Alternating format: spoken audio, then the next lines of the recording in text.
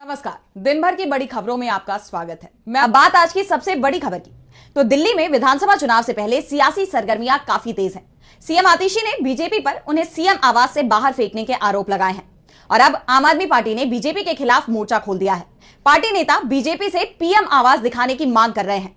तो दिल्ली में शीश महल मामले को लेकर कैसे छिड़ा संग्राम, देखिए इस रिपोर्ट में। बीजेपी आम आदमी पार्टी चीफ अरविंद केजरीवाल को सीएम हाउस के रेनोवेट कराने के मामले में घेरने में जुटी थी। दावा कर रही थी कि बड़ा घोटाला हुआ है, टेंडर 8 करोड़ का था, पेमेंट 4 गुना ज्यादा किया, लेकिन आपने पलटवार करते हुए पीएम आवास में और भी बड़े घोटाले का दावा कर दिया है। पीएम मोदी के आवास को 2700 करोड़ का राजमहल बताया है। दरअसल बीजेपी की तरफ से सीएम हाउस में कई लग्जरी सुविधाओं और उन पर करोड़ों रुपए खर्च किए जाने का दावा किया गया था।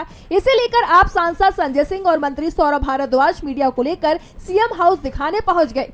साफ है कि दिल्ली चुनाव को लेकर बीजेपी जो भी आरोप लगा रही है उसमें वो खुद ही घिरती दिखाई दे रही है। आप लगातार बीजेपी पर हमलावर हैं। बीजेपी के हर दांव पर आपके दिग्गज नेता पलटवार करते नजर आ रहे हैं। तो बीजेपी नेता विरोधियों को मौके भी देते जा रहे हैं। पार्टी प्रत्याशी रमेश बिधूड़ी के प्रियंका गांधी को लेकर दिए विवादित बयान पर सियासत थमती नहीं दिख रही। अब खुद कांग्रेस सांसद प्रियंका गांधी का बयान सामने आया है। तो अपने ही नेता के बयान पर कैसे घिरी बीजेपी, जानने के लिए देखिए ये रिपोर्ट। दिल्ली में बीजेपी प्रत्याशी रमेश बिधूड़ी के बयान ने पार्टी को गंभीर संकट में ला दिया है। कांग्रेस सांसद प्रियंका गांधी को लेकर दिए उनके विवादित बयान की हर तरफ निंदा हो रही है। सभी राजनीतिक दलों की तरफ से बिधूड़ी के बयान पर आपत्ति दर्ज कराई गई। यहाँ तक कि उनकी उम्मीदवारी रद्द करने की भी मांग की गई। और अब इस पर खुद प्रियंका गांधी का बयान सामने आया है। उन्होंने रमेश बिधूड़ी के बयान को बेहुदा बताया। प्रियंका ने कहा कि फिजूल की बात की हम चर्चा नहीं करते। रमेश बिधूड़ी मेरे गाल की बात करते हैं, अपने गाल की बात क्यों नहीं करते। दिल्ली में विधानसभा के चुनाव होने वाले हैं और जो जरूरी मुद्दे हैं उन पर बात होनी चाहिए।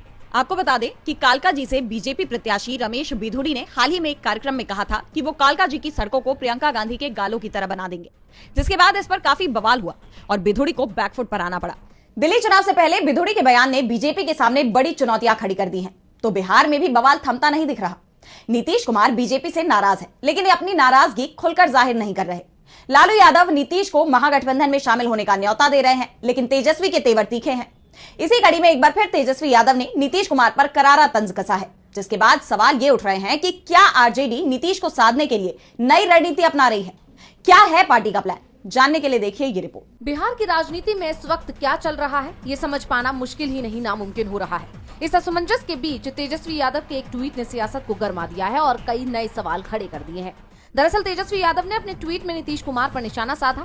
उन्होंने लिखा कि थके हुए मुख्यमंत्री ने रिटायर्ड अधिकारियों के साथ मिलकर बिहार के युवाओं की आशाओं को निराशाओं में बदल दिया है। विज्ञापनों के माध्यम से सैकड़ों करोड़ झूठे प्रचार में फूंक रहे हैं।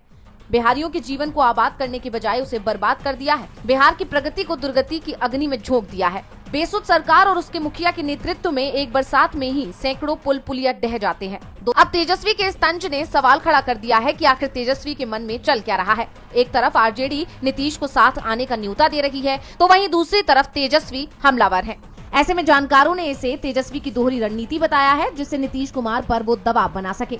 यानी कहा जा सकता है कि तेजस्वी के एक ट्वीट ने नए सवालों को खड़ा कर दिया है कि आखिर बिहार की राजनीति में चल क्या रहा है। बिहार में बीजेपी को झटका लगना तय माना जा रहा है। अगर नीतीश ने बीजेपी का साथ छोड़ दिया तो इसका असर केंद्र की मोदी सरकार पर भी पड़ेगा।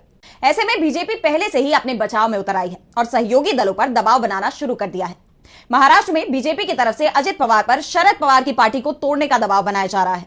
तो क्या है पूरी खबर, देखिए इस रिपोर्ट में। क्या एनडीए फिर से एकजुट हो रहा है या फिर उसमें एक और टूट हो रही है। महाराष्ट्र की सियासत में जो खबर चल रही है उसमें ईडी की सक्रियता बढ़ने की बात हो रही है।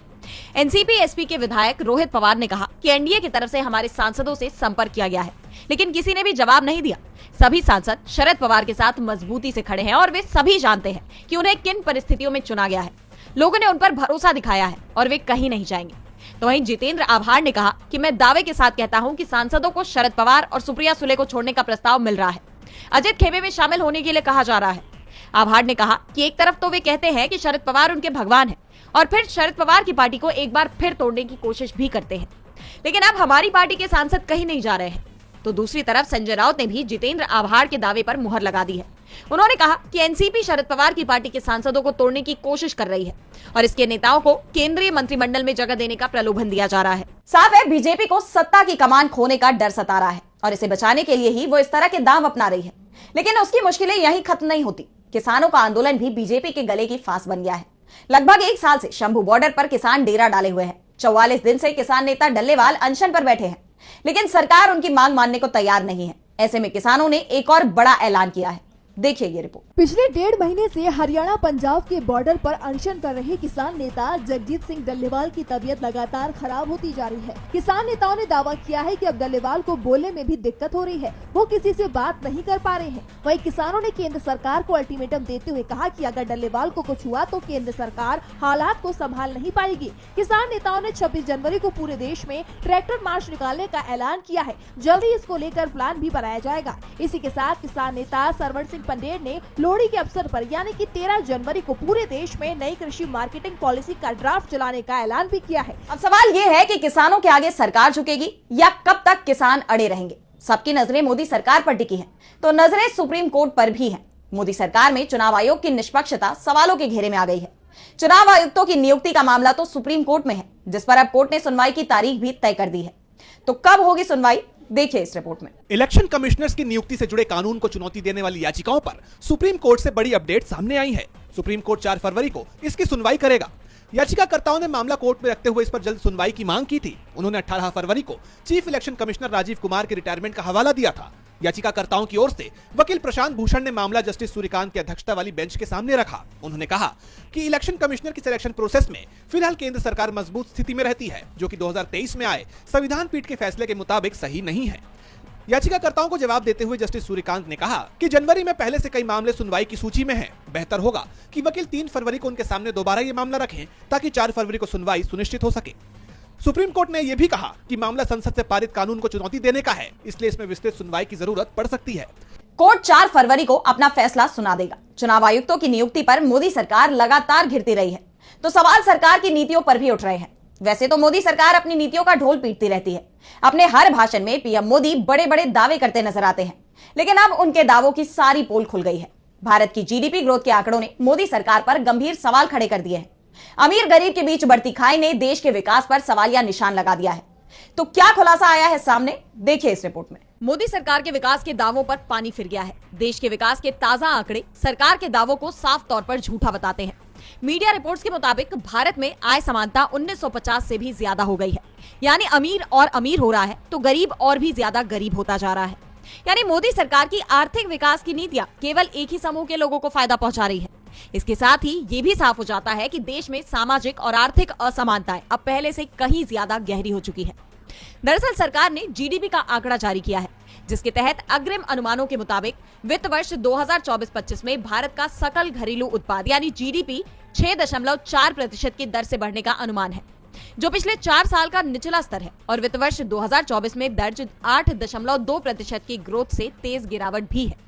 इसके साथ ही आरबीआई ने भी अपने अनुमान को पहले के 7.2% से घटाकर 6.6% कर दिया है। ये आंकड़े बेहद चौंकाने वाले हैं, क्योंकि जिस तरह से मोदी सरकार लगातार ये दावा कर रही है कि भारत दुनिया की ऊंचाइयों को छू रहा है, हकीकत उसके एकदम उलट है। भारत की ग्रोथ गिरती दिखाई दे रही है। ये सरकारी आंकड़े एक चुनौतीपूर्ण आर्थिक परिदृश्य की तरफ इशारा करते हैं। विपक्ष पहले से ही बढ़ती महंगाई और गरीबी को लेकर सरकार पर हमलावर है, और अब इन आंकड़ों ने विपक्ष को एक और मौका दे दिया है। इन आंकड़ों पर कांग्रेस ने कहा कि मोदी सरकार द्वारा जारी किए गए आंकड़ों के मुताबिक वित्त वर्ष 2025 में सिर्फ 6.4% जीडीपी ग्रोथ का अनुमान है। हालात ये है कि कुछ ही हफ्तों में भारतीय अर्थव्यवस्था निचले स्तर पर आ गई है, और महत्वपूर्ण भूमिका निभाने वाला मैन्युफैक्चरिंग सेक्टर उस तरह से नहीं बढ़ रहा है जैसे बढ़ना चाहिए।